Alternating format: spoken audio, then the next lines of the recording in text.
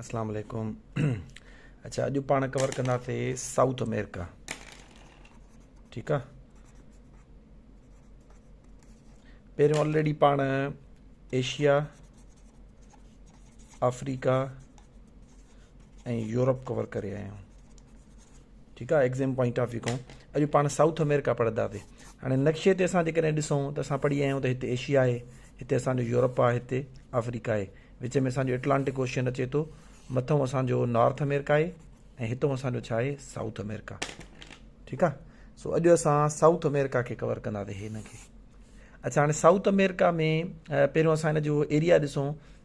पेपरनि में अक्सर पुछियो वेंदो आहे त हिन जो एरिया छा आहे। हिन जो एरिया आहे 17.8 मिलियन स्क्वायर किलोमीटर।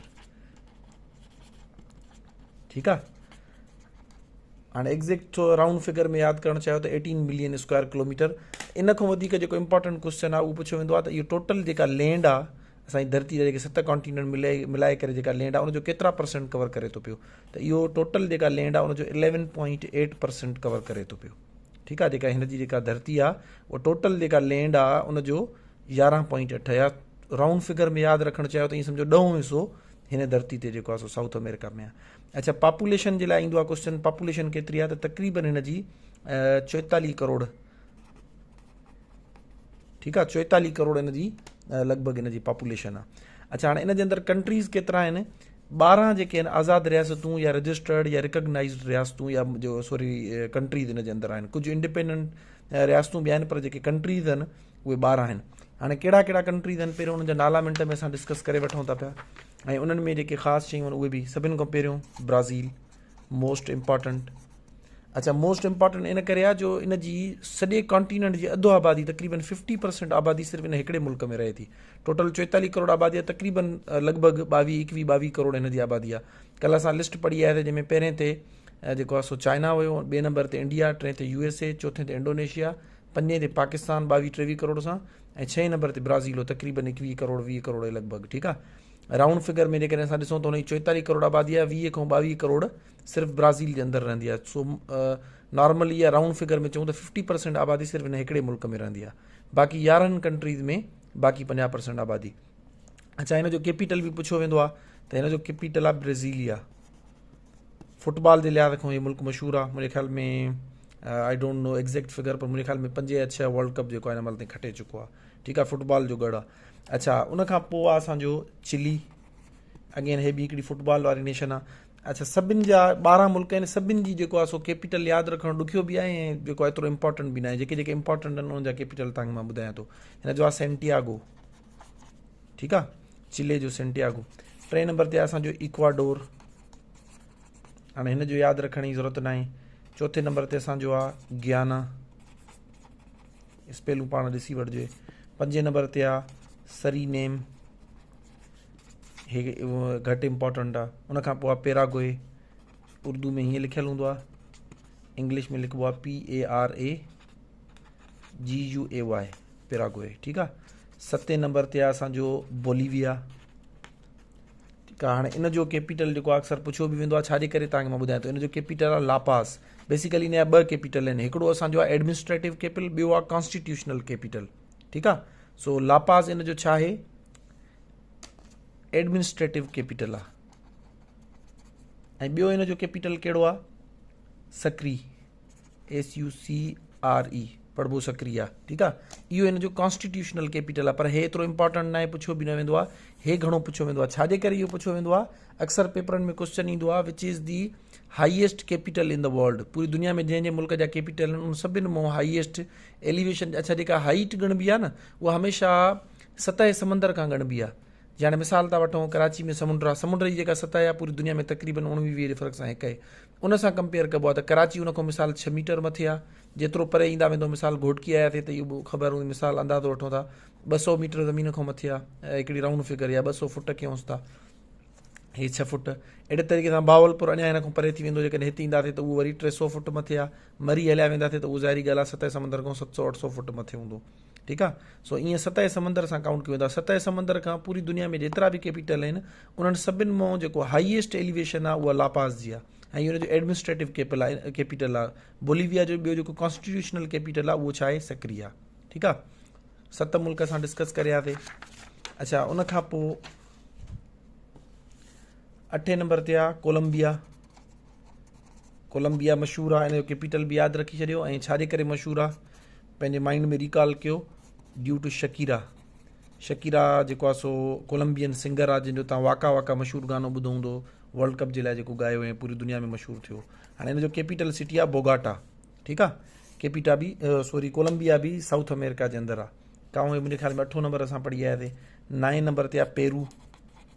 ठीकु आहे, ऐं 10 नंबर ते आहे अलाह तव्हांखे ॾे वेनेज़ुएला, स्पेल अलाए छा बि अथव।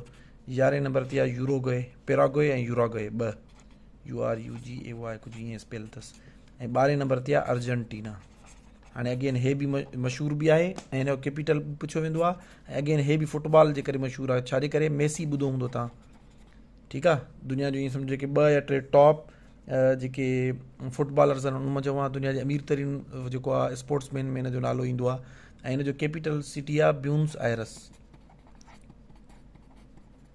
इंग्लिश में कुझु हीअं लिखियलु हूंदो BEUNONS कुझु ईअं AIRES। ठीकु आहे, सो इहे 12 मुल्क असां डिस्कस करे आया उन में जेके जेके कैपिटल जिन इंपॉर्टेंट हुया, जीअं अर्जेंटीना जो ब्यूनस आयरस पुछियो वेंदो आहे, कोलंबिया जो बोगाटो पुछियो वेंदो आहे। ठीकु आहे, ऐं उनखां पोइ बोलीविया जो लापास छाजे करे हाईएस्ट आहे, चिली जो सेंटियागो ऐं ब्राज़ील जो ब्राज़ीलिया। सो इहे हुया हिन जा 12 मुल्क। इन्हनि जे बारे में जेके जेके अहम शयूं हुयूं तव्हां सां मां डिस्कस करे आयुमि। जीअं ब्राज़ील में अधु आबादी रहंदी आहे ऐं बोलीविया जो कैपिटल लापास हाईएस्ट कैपिटल आहे। अच्छा, हाणे उनखां पोइ इन में इस्तमस ऑफ पानामा अक्सर जेको आहे पुछियो वेंदो आहे। पहिरियों बि तव्हांखे मां पढ़ायांव त नॉर्थ अमेरिका ऐं साउथ अमेरिका खे हिकिड़ी सनड़ी पट्टी मिलाए थी पई, जंहिंखे इस्तमस चयो वेंदो आहे। इस्तमस जेको आहे हिकिड़ी स्ट्रिप खे, लैंड स्ट्रिप खे चयो वेंदो आहे, जेको 2 वॾी लैंड मासिस खे पाण में मिलाए या 2 वॾियुनि वाटर बॉडीज़ खे पाण में सेपरेट करे। हेॾो असांजो छा आहे एटलांटिक ओशियन ऐं हिन पासे ॾों असांजो छा आहे Pacific ocean. So isthmus of Panama separates Atlantic from Pacific, या वरी चवंदासीं isthmus of Panama connects north America with south America. ठीकु आहे, सो इन्हनि जे बारे में क्वेश्चन ईंदो आहे अक्सर जेको पुछियो वेंदो आहे। अच्छा, उनखां पोइ हाणे अचूं था ॿिया कुझु टोकिन क्वेश्चन जेके इन मुंहिंजो पुछा वेंदा आहिनि। हाणे जीअं दुनिया जो वॾो में वॾो जेको फॉरेस्ट आहे एमेज़ॉन, लार्जेस्ट फॉरेस्ट इन द वर्ल्ड, उहो साउथ अमेरिका जे अंदरि आहे। उहो तक़रीबन 9 मुल्कनि मां गुज़रे थो पियो। हिन जॻह ते पेरू आहे, हिन जॻह ते ब्राज़ील आहे, हितां शुरू थिए थो ऐं हिते जेको आहे हिन सॼे एरिया में फैलियल आहे अमेज़ॉन। उन मंझो ई विच में जेको आहे सो अमेज़ॉन रिवर बि गुज़रे थी पई, जेका दुनिया जी लार्जेस्ट रिवर आहे। ठीकु आहे, हे अमेज़ॉन छा आहे फॉरेस्ट आहे। मुंहिंजे ख़्याल में कल्ह बि असां पढ़ी आयासीं। ऐं इन जे अंदरि अमेज़ॉन जेको आहे सो रिवर बि आहे, जेका लार्जेस्ट रिवर आहे। जेकॾहिं क्वेश्चन अचे largest river in terms of volume त उहा अमेज़ॉन आहे। या वरी सेकेंड लॉन्गेस्ट, पहिरें नंबर ते ड्रिघाई जे लिहाज़ खां हे नाइल खां घटि आहे। नाइल तक़रीबन 4400 किलोमीटर आहे, हे उन खां 200-300 किलोमीटर घटि आहे। ठीकु आहे, सो लेंथ में घटि आहे पर वॉल्यूम या पाणी जो जेको मिक़दार आहे उहो हिन जे अंदरि वधीक आहे। सो लार्जेस्ट जेकॾहिं रिवर पुछनि त अमेज़ॉन, या सेकेंड लॉन्गेस्ट जेका रिवर आहे उहा बि हिन जे अंदरि ई आहे। ठीकु आहे, अच्छा उनखां पोइ क्वेश्चन ॿियो अहम जेको हिन में ईंदो आहे त driest desert in the world, it is Atacama. ठीकु आहे, ATCAMA अटाकामा। हाणे इहो ड्राईएस्ट डिज़र्ट आहे। ड्राईएस्ट डिज़र्ट इन करे आहे जो हिन में एन्युअली 1 mm जेको आहे सिर्फ़ु प्रिसिपिटेशन थींदी आहे। हाणे प्रिसिपिटेशन जो मतिलबु आहे जेका जेको डिज़र्ट जा कुझु एरिया जेके टाइप्स मां तव्हांखे पढ़ाया आहियूं डिज़र्ट जा, उन में जेको आहे सो मां तव्हांखे ॿुधायुमि त प्रिसिपिटेशन चइबो आहे मथां कंहिं बि सूरत में पाणी अचे, रेन जी सूरत में अचे, यानी कि वाइडर टर्म आहे। जेकॾहिं असां चवंदासीं न प्रिसिपिटेशन त इन जो मतिलबु हूंदो आहे कंहिं बि सूरत में मथां खां हेठि पाणी अचे आसमान जे तरफ़ों। रेन जी सूरत में अची सघे थो, ड्यू जी सूरत में अची सघे थो पियो, ठीकु आहे, फोग जी सूरत में अची सघे थो पियो, या स्नो जी सूरत में अची सघे थो पियो। ऐं उनजो जेको अपोज़िट हूंदो आहे उहा वारी हूंदी आहे एवापोरेशन। सो हिन में एवापोरेशन जेको आहे सो तमामु घणी हूंदी आहे, प्रिसिपिटेशन एॾी घटि हूंदी आहे 1 mm पूरे साल में। कुझु अहिड़ा एरिया आहिनि जंहिंमें 500 सालनि खां वठी, पोइ हिन 500 सालनि खां वठी हिकु कतरो बि बारिश जो न किरियो आहे। सो इन करे driest desert in the world is Atacama. अच्छा, उनखां पोइ वरी दुनिया जी जेका हाईएस्ट माउंटेन रेंज आहे, माउंटेन पीक जी ॻाल्हि नथा कयूं। माउंटेन पीक जो मतिलबु हूंदो आहे हिकिड़ो जेको आहे सो पहाड़, उहो माउंट एवरेस्ट आहे। माउंटेन रेंज जो मतिलबु हूंदो आहे पूरो पहाड़ी सिलसिलो जेको पूरी दुनिया खां वधीक मथे हुजे, उहो हिन जे अंदरि आहे। उन जो नालो आहे एडेंस। एडेंस ADNES आहे या ENS आहे, या Z जो आख़िर में उचार पढ़बो आहे। बहरहाल इहो हाईएस्ट माउंटेन जेका रेंज आहे एडेंस, उहा बि साउथ अमेरिका जे अंदरि आहे। अच्छा, उनखां पोइ हाईएस्ट कैपिटल ऑलरेडी पाण पढ़ी आयासीं लापास। अच्छा, उन खां पोइ लार्जेस्ट ऐं लॉन्ग जेको आहे सो लार्जेस्ट रिवर ऐं लार्जेस्ट जेको आहे सो फॉरेस्ट बि पढ़ी आया हिते। उन खां पोइ हाईएस्ट वाटरफॉल अक्सर पुछियो वेंदो आहे पेपरनि में, त highest waterfall is Angel Falls. ठीकु आहे, इहो वेनेज़ुएला जे अंदरि आहे। पुछा कयो वेंदो आहे त हाईएस्ट पूरी दुनिया में ऊचो आबशार जंहिंखे पाण उर्दू में चवंदा आहियूं, आबशार कहिड़ो आहे, त एंजिल फॉल्स आहे। अच्छा, किथे आहे, वेनेज़ुएला जे अंदरि आहे। ठीकु आहे, मुंहिंजी बैटरी लो थी थिए, ख़तमु कयूं था, अॻिते नेक्स्ट वीडियो में।